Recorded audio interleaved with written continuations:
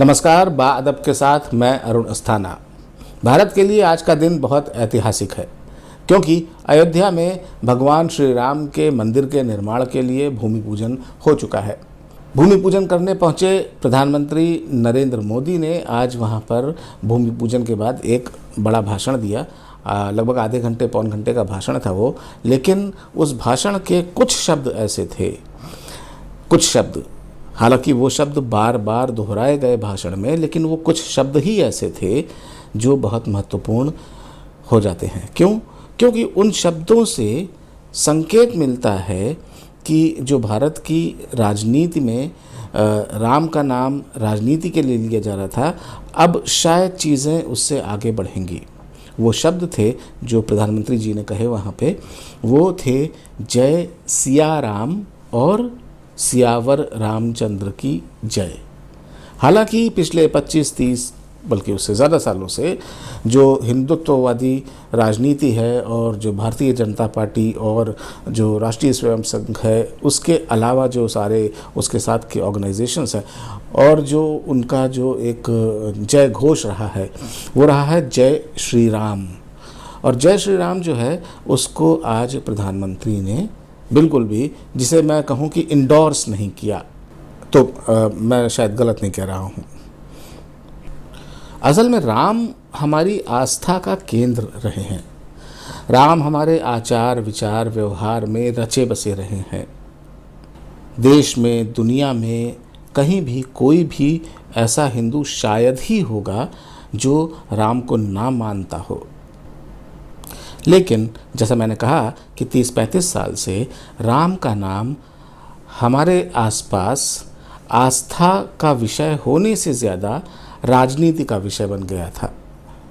जो एक नारा था जय श्री राम, वो नारा जो है एक भगवान, एक अवतार पुरुष, एक मर्यादा पुरुषोत्तम, एक जिसे कहना चाहिए कि एक आदर्श पुरुष की जयकार नहीं था।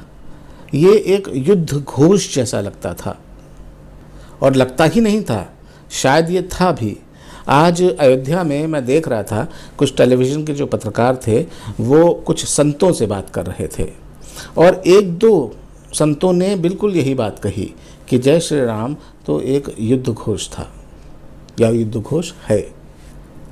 तो जय श्री राम उन्माद का, विरोध का, आक्रामकता का प्रतीक बन चुका है, जो भगवान राम की उस छवि से जो पुरुषों में उत्तम है, जो सब में है, जो मर्यादा जिनका सबसे प्रमुख सबसे महत्वपूर्ण गुण है और जिन्होंने शायद ही कभी क्रोध किया हो, ऐसे पुरुष, ऐसे महापुरुष, ऐसे पुरुषोत्तम राम के लिए से मेल नहीं खाता था।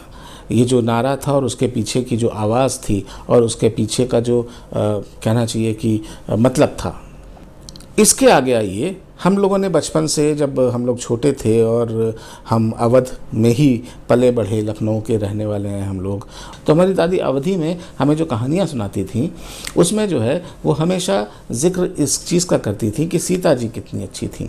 सीता जी, सीता जी, सीता जी। राम और सीता साथ साथ होते थे। राम और सीता, मैंने शायद कभी कुछ कहानियाँ सुनी हो जो भगवान राम के बचपन की कहानियाँ जो दादी सुनाती थी, तो वो ज़रूर जो है वो जिसमें राम के साथ सीता नहीं थी, लेकिन ज़्यादातर कहानियाँ जो दादी नानी सुनाया करती थी और अवधि में सुनाया करती थी, उसमें राम और सीता दोनों का बड़ा मार्मिक, बड़ा खूबसूरत और बड़ा दिल को छूने वाला वर्णन हुआ करता था। लेकिन जय श्री राम ने क्या किया कि सीता जी को भी राम से दूर कर दिया, अलग कर दिया। जय सिया राम, ये तो एक आम अभिवादन हुआ करता है। इसके अलावा सियावर रामचंद्र की जय, जो वाकई सियावर रामचंद्र, सिया के वर, सिया के पति और रामचंद्र की जय, इस तरह की बातें हम बचपन से सुनते आए थे। जय श्री राम तो हमको जवानी में कदम रखते रखते सुनने को सबसे पहली बार मिला था। तो मैं ये कह रहा था कि जो जय श्री राम था उसने जो है सीता को भी श्री राम से अलग कर दिया। अब हमारे जनमानस में क्या है कि दोनों के प्रति समान श्रद्धा रखी जाती है। और दोनों को एक साथ पूजा जाता है। आप सिर्फ राम की ही बात नहीं है, भगवान राम के अलावा आप देखिए कि हम लोग सीताराम, राधे श्याम, तो ये हमारे यहाँ की परंपरा रही है। हमारे यहाँ देवियों को पूजा जाता है, महिलाओं को पूजा जाता है, उनका स्थान पुरुषों से पहले आता है, ये साबित करता है। ये हमारा सीताराम कहना, राधे श्याम कहना, या सिया राम कहना, या सियावर रामचंद्र जी कहना, तो हम उससे भी अलग हट गए थे। तो उग्र उन्माद के चलते हमने उसको भी किनारे रख दिया था। हालांकि आज प्रधानमंत्री जी ने कहा, और बहुत अच्छी बात कही उन्होंने, कि सबसे पहले मैं सीता मैया का स्मरण करना चाहूँगा। तो प्रधानमंत्री का ये कहना कि वो सीता मैया का स्मरण करना चाहेंगे और एक मंत्र देना जो जय सिया राम का मंत्र है, या सियावर रामचंद्र की जय का उन्होंने घोष किया, तो क्या हम ये माने कि अब ये जो जय श्री राम की उन्मादी भीड़ परस्त राजनीति हमारी थी, हम उससे आगे सोचेंगे, आगे बढ़ने की सोचेंगे, उससे इतर जाने की कुछ सोचेंगे? हालांकि